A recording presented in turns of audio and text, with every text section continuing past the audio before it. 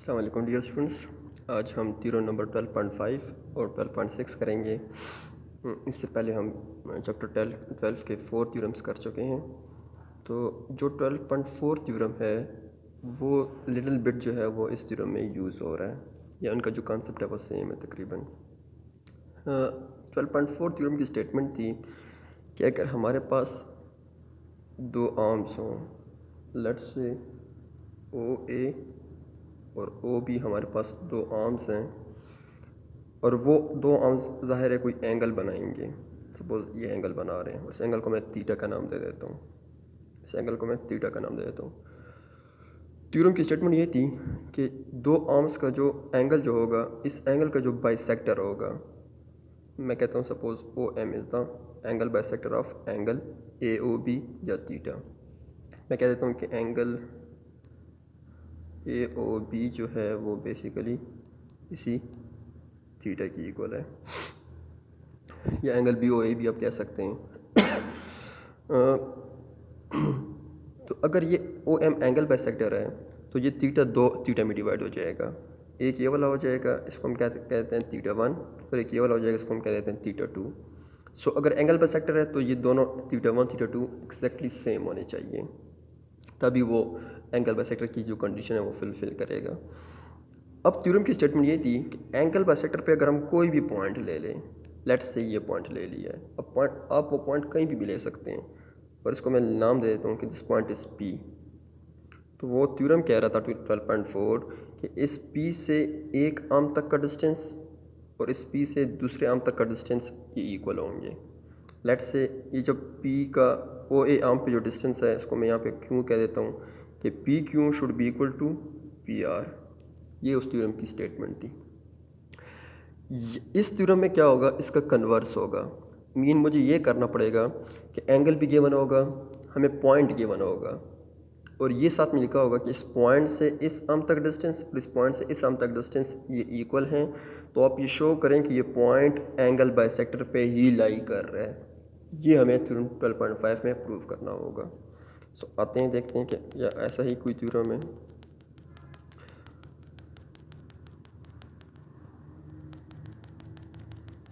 पहले आते हैं थ्योरम 12.5 की स्टेटमेंट पे। स्टेटमेंट इसकी ये है कि any point inside an angle, कि कोई एंगल है, ज़ाहिर है एंगल ऐसे नहीं बन जाता, दो आर्म्स होंगे, एक को मैंने कह दिया ओ बी आर्म, दूसरे को मैंने कह दिया ओ ए आर्म, तो एंगल जो बनेगा वो बनेगा एंगल ए ओ बी या एंगल बी ओ ए। इन दोनों के एंगल के बीच में एक पॉइंट है P, any point in side an angle. अब उस पॉइंट पे क्या क्या कर रहा है वो point, equi distance from its arms.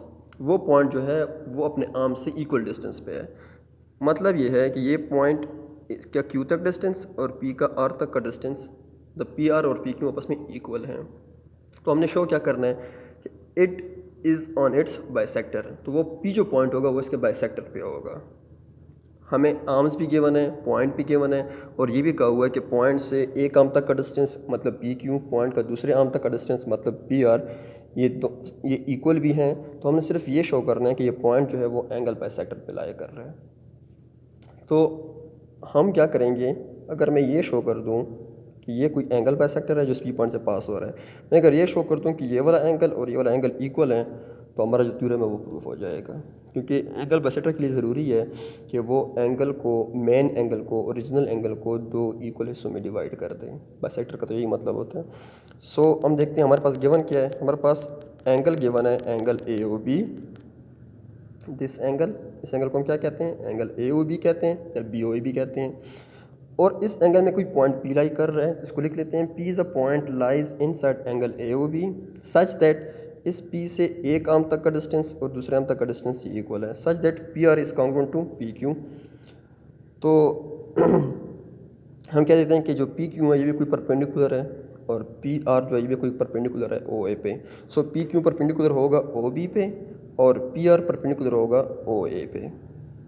और हमने प्रूफ क्या करना है कि O P is on the bisector of A O B, कि जो पी पॉइंट है ये इसके बाइसेक्टर के ऊपर लाई कर रहे हैं। तो हम कंस्ट्रक्शन में क्या कर लेते हैं, पी को ओ से मिला लेते हैं, इस तरह मैंने इस डायग्राम में बनाया हुआ है, और ड्रा पी आर भी ड्रा कर लेते हैं और पी क्यू भी ड्रा कर लेते हैं।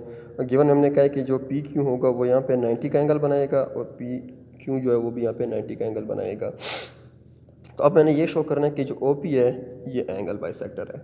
और एंगल बाइसेक्टर ये कैसे होगा कि ये वाला एंगल और ये वाला एंगल क्या हो, आपस में सेम हो। इसको हम प्रूव करने की कोशिश करेंगे। अब अगर आप देख लें इस कंस्ट्रक्शन से हमारे पास दो ट्रायंगल्स बन गई हैं।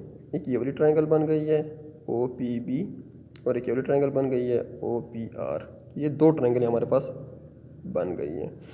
इन दोनों ट्रायंगल को हम कॉन्ग्रुएंट करने की कोशिश करेंगे किसी भी अप्रोच से। चैप्टर 10 में हमने बहुत से कुछ पढ़ लिए हैं, बल्कि हर थ्योरम में हम यही चीज़ कर रहे हैं। तो मुझे यकीन है कि आप लोगों को इस चीज़ की समझ आ गई होगी कि हम ट्रायंगल को कॉन्ग्रुएंट शो करते हैं किसी भी अप्रोच से, फिर वहाँ से अपना रिजल्ट निकाल लेते हैं। इन दोनों ट्रायंगल में आप देख लें, एक ट्रायंगल है OPR, दूसरा ट्रायंगल है OPQ। OP दोनों ट्रायंगल में कॉमन है, क्योंकि OP इस ट्रायंगल का भी हिस्सा है ऊपर वाले ट्रायंगल का, और नीचे वाले ट्रायंगल का भी हिस्सा है। और जो सेम चीज़ें होती हैं, सेम साइड्स होती हैं, उनकी लेंथ ऑटोमेटिकली इक्वल होती हैं। So OP is congruent to OP, और ये कॉमन साइड है, और कॉमन साइड हमेशा कॉन्ग्रुएंट होती है अपने आप को। इसके अलावा गिवन में कहा था कि PR और PQ भी आपस में इक्वल होंगे। सो हम कहते हैं कि PR is congruent to PQ, और ये हमें गिवन में कहा हुआ है। सो हमने अभी तक क्या किया है, दो ट्रायंगल्स को कॉन्ग्रुएंट शो करने के लिए दो साइड्स को हमने कॉन्ग्रुएंट शो कर दी है। अब हमारे पास एक ही चॉइस है कि हम नॉन इंक्लूडेड एंगल को कॉन्ग्रुएंट शो कर दें या किसी तीसरी साइड को कॉन्ग्रुएंट शो करवा दें। सो हम क्या कहते हैं कि angle PRO is congruent to PQO। PRO का मतलब है कि यहाँ पे जो एंगल बन रहा है, और PQO का मतलब है यहाँ पे जो एंगल बन रहा है, ये बस में कॉन्ग्रुएंट है। ज़ाहिर है ये दोनों 90 डिग्री के हैं, और ये हमने गिवन में कहा हुआ है कि PR is perpendicular to OA और PQ is perpendicular to OB। और परपेंडिकुलर का मतलब ये होता है कि वो वहाँ पे 90 का एंगल बनाएगा। So both are right angle, या कंस्ट्रक्शन भी है। अब दो एंगल्स और एक नॉन इंक्लूडेड दो साइड्स और एक नॉन इंक्लूडेड एंगल, हमने एक ट्रायंगल का दूसरे ट्रायंगल के करस्पॉन्डिंग दो साइड्स और एक नॉन इंक्लूडेड एंगल के साथ कॉन्ग्रुएंट शो कर दी है। तो यहाँ से हम कह सकते हैं कि ये दोनों ट्रायंगल जो हैं वो आपस में क्या हैं, कॉन्ग्रुएंट हैं। तो मैं कह सकता हूँ कि triangle OPR is congruent to triangle OPQ because of side side angle is congruent to side side angle congruent. अब दोनों ट्रायंगल कॉन्ग्रुएंट हो गए हैं, तो पीछे रह गई है एक साइड और दो एंगल। सो वो वाली जो साइड रह गई है वो आपस में कॉन्ग्रुएंट होंगे, और जो एंगल्स रह गए हैं वो आपस में कॉन्ग्रुएंट होंगे। सो मुझे इन तीनों में से हर एक चीज़ में ज़रूरी नहीं है कि मेरा इंटरेस्ट हो। मुझे शायद किसी एक एंगल में इंटरेस्ट हो, या शायद जो एक साइड रह गई है उसमें मेरा इंटरेस्ट हो, या उन दोनों एंगल में से किसी एक एंगल में मेरा इंटरेस्ट हो। वक्त आने पे तीनों की ज़रूरत भी पड़ सकती है, कभी कभी एक की ज़रूरत भी पड़ सकती है। सो जो हमारा प्रूफ है वो यहाँ से प्रूफ हो जाता है। अगर मैं कह दूँ कि एंगल POR ये वाला एंगल ये कॉन्ग्रुएंट होगा एंगल POQ को। यहाँ से ये दोनों एंगल आपस में क्या होंगे, कॉन्ग्रुएंट होंगे। और कॉन्ग्रुएंट होने की वजह क्या है कि ट्रायंगल आपस में कॉन्ग्रुएंट है। अगर ट्रायंगल कॉन्ग्रुएंट है तो उनके कॉरेस्पॉन्डिंग जो एंगल्स हैं वो भी ऑटोमेटिकली आपस में कॉन्ग्रुएंट होंगे। अब ये हमने शो कर दिया है। अब यहाँ से इसका मतलब ये हुआ कि जो OP लाइन है इसने मेन एंगल को दो हिस्सों में डिवाइड किया था। एक ये वाली साइड थी, क्लियर कर थोड़ा सा, जो मेन एंगल था ये वाला बड़ा वाला एंगल, इसको OP ने डिवाइड किया है। ये O suppose this is P। तो POR जो एंगल है ये वाला एंगल, इस एंगल की बात हो रही है, वो इक्वल है POQ एंगल के, मतलब इस एंगल की बात हो रही है। ये दोनों एंगल आपस में इक्वल है। अगर OP लाइन एंगल को ऐसे कट करती है कि ये वाला एंगल और ये वाला एंगल इक्वल हो जाएं, इसका मतलब ये हुआ कि OP एक एंगल बाइसेक्टर है। क्योंकि ये कम तो एंगल बाइसेक्टर का है कि वो ऐसी लाइन होती है जो एंगल को दो इक्वल हिस्सों में डिवाइड कर देती है। और हम यहाँ पे हमने प्रूफ किया है कि POR एंगल जो है वो POQ एंगल के इक्वल है। इट मीन्स OP जो है वो खुद एट सेल्फ एक एंगल बाइसेक्टर है। जहाँ से हम कह सकते हैं कि OP is the bisector of angle AOB। अगर OP बाइसेक्टर है तो जाहिर है उस OP लाइन पे P पॉइंट भी लाई करेगा। सो यहाँ से हमारी ये बात प्रूफ हो जाती है कि any point inside an angle equidistant from its arm is on its bisector. ये छोटा सा प्रूफ है थ्योरम 12.5 का। और उसके बाद हम 12.6 को प्रूफ करते हैं, वो भी इंतहाई आसान है। हमारे पास स्टेटमेंट है थ्योरम 12.6 की कि the bisector of the angle of a triangle are concurrent, कि ट्रायंगल के जो तीनों बाइसेक्टर्स होते हैं वो आपस में क्या होते हैं, कॉन्करेंट होते हैं।